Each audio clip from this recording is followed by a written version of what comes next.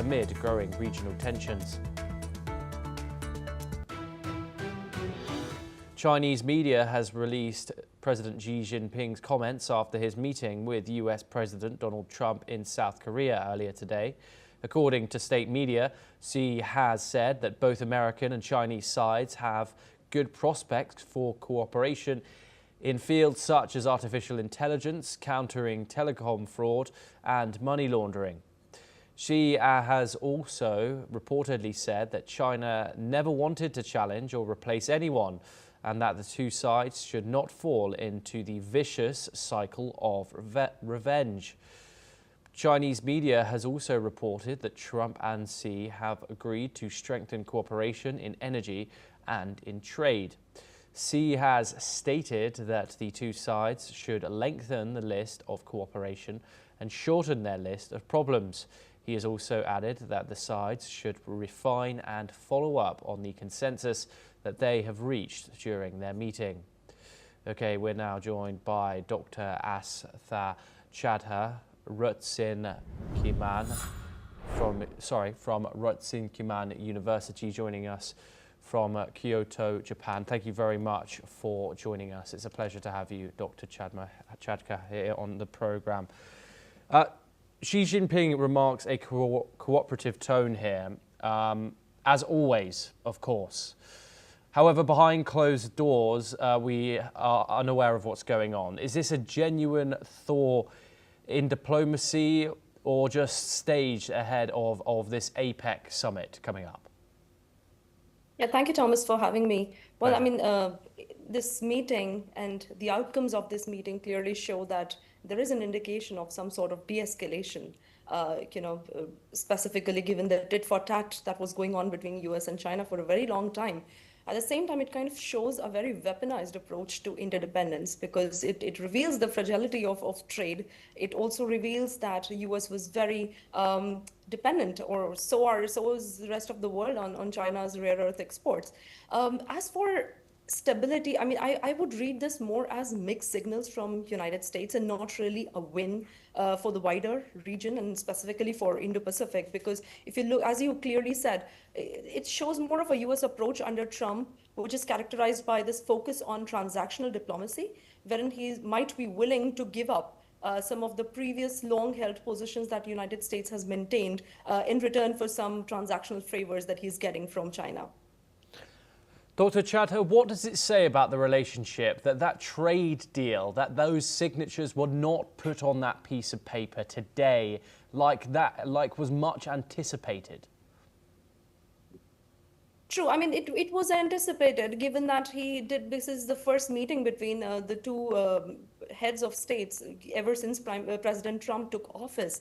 But at the same time, if you look at the deal, if you read between the lines, they're basically saying they're going to cooperate more, right? They're trying to immediately resume a large-scale purchases on both sides, whether that's of soybeans from the U.S. or it's about China trying to cut down tariffs. What has not been clarified as to what is going to be the U.S. long-held position when it comes to Taiwan, for instance. Because if I remember correctly, there was no mention of Taiwan.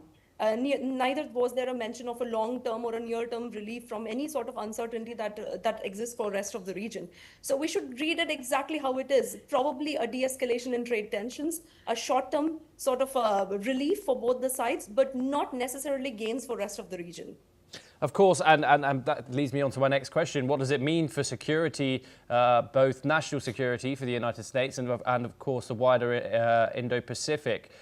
You have the Taiwan issue, which Donald Trump says was not discussed at all during the meeting. They said that they will cooperate when it comes to the Russia and Ukraine war. Of course, Beijing, a close ally of Moscow.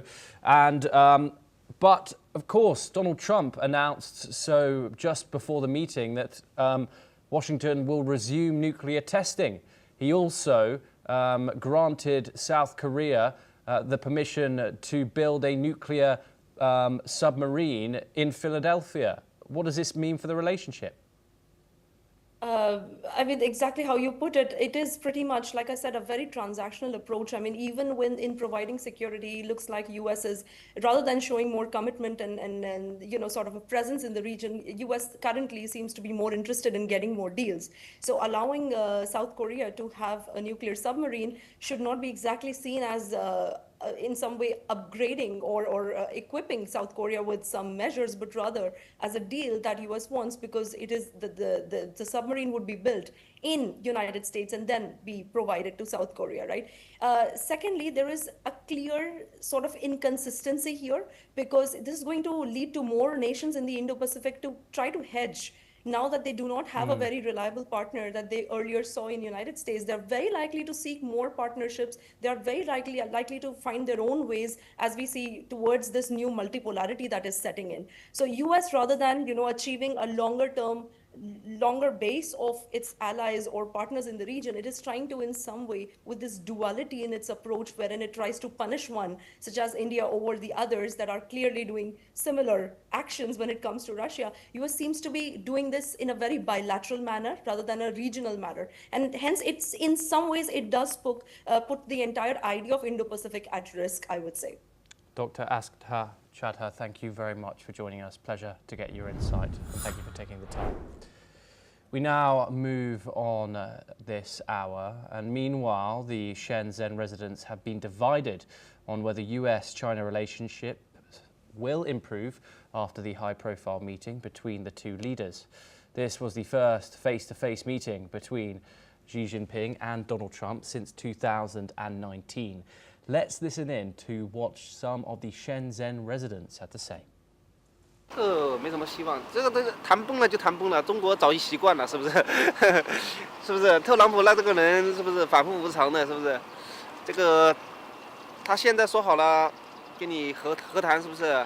说不定回去了，他又一个报道说，哎，怎么样的，是不是？这都已经习惯了，中国老百姓都已经习惯了，是不是？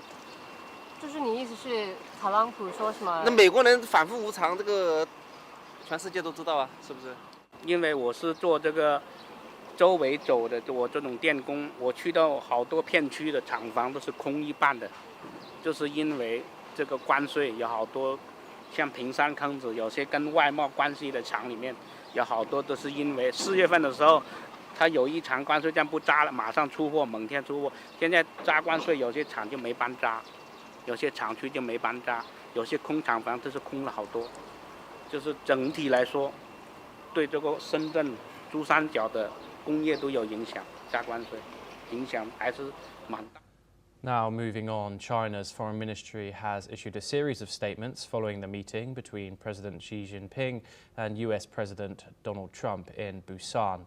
At a press briefing, the spokesperson said that Beijing hopes Washington will uphold its commitments under the Nuclear Test Ban Treaty and maintain global strategic stability, after Trump announced the resumption of US nuclear weapons testing. On economic issues, China has urged the G7 to stop disrupting international trade with its proposed critical minerals alliance and to uphold market economy principles. The Commerce Ministry also announced that several countermeasures against the US will be paused for a year, including export controls and shipbuilding measures. Officials also said that both sides reached consensus on fentanyl cooperation and agriculture trade, and also confirmed that President Trump will visit China next year. Let's have a look at the press briefing by the Chinese Foreign Ministry.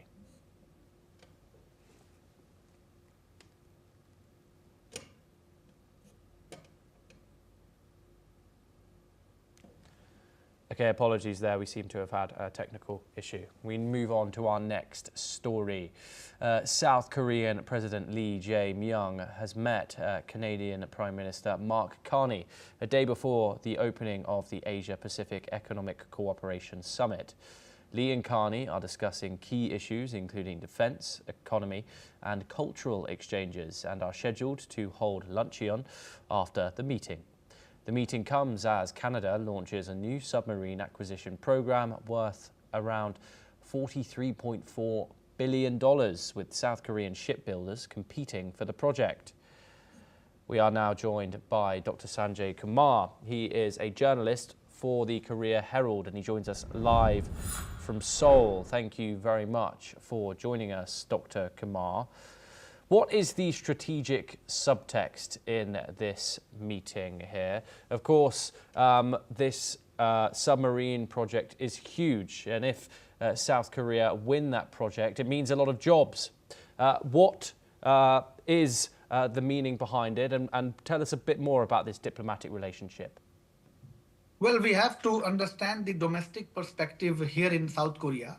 The domestic perspective here is that South Korea should diversify the alliance relationship and translate it into the economic security aspects. So to achieve those economic security aspect of South Korea, they have not just to do things with US and traditional partners such as Europe, but also partners like Canada and emerging countries like Vietnam and other ASEAN countries.